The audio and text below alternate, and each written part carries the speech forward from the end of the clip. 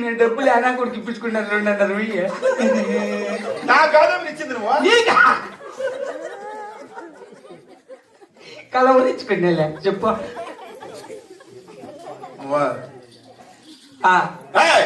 నిజంగా డబ్బులు నన్ను అడిగే ముందు చూడరా చూడరా శాంతిపురం చూడు. అటు పక్కన రామన్న చెరువు. అది రామన్న చెరువు. ఇటు పక్క లక్ష్మణ చెరువు.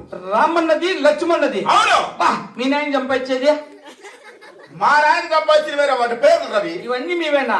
అవును. బాగా సంపాదించినావు రెడ్డి. అవునురా. 2.5 ఇప్పించుకున్నావు.